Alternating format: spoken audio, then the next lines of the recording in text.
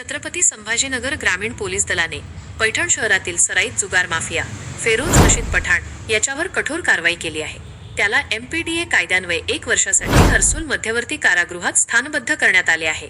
जिल्ह्यातील अवैध धंद्यांवर आळा घालण्यासाठी पोलीस अधीक्षक डॉ. विनयकुमार राठोड यांनी कठोर भूमिका घेतली आहे।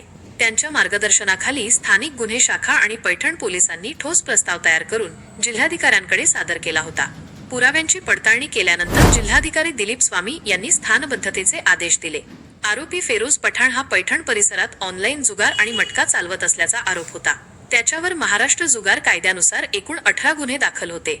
यापूर्वीही प्रतिबंधात्मक कारवाई करण्यात आली होती, मात्र त्याच्या कारवायांमध्ये सुधारणा झाली नव्हती। या धाडसी कारवाईबद्दल संबंधित पोलीस अधिकारी आणि पथकाचं अभिनंदन करण्यात येत आहे। गुन्हेगारी विरोधात उचललेले हे पाऊल निश्चितच महत्त्वाचे मानले जात आहे। मात्र याच पार्श्वभूमीवर आणखी एक गंभीर बाब समोर येत आहे।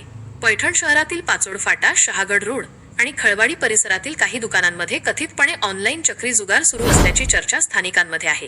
काही दुकानांच्या शटरला लाल रंगाचे कापड लावून आतली हालचाल लपवली जात असल्याचे सांगितले जात आहे।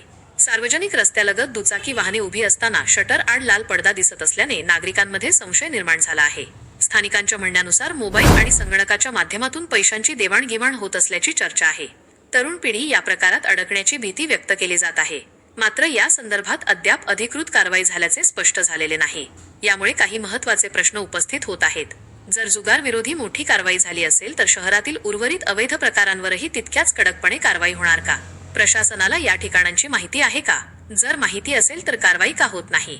पैठणमध्ये कायद्याचा धाक कायम ठेवण्यासाठी सातत्यपूर्ण आणि पारदर्शक कारवाईची गरज असल्याची भावना नागरिकांमध्ये व्यक्त होत आहे। एकीकडे मोठी कारवाई झाली आहे, दुसरीकडे कथित प्रकार सुरू असल्याची चर्चा आहे। आता प्रशासन पुढे काय पावले उचलते याकडे सर्वांचे लक्ष लागले आहे। आर्यव्रत न्यूज मराठी, पैठण।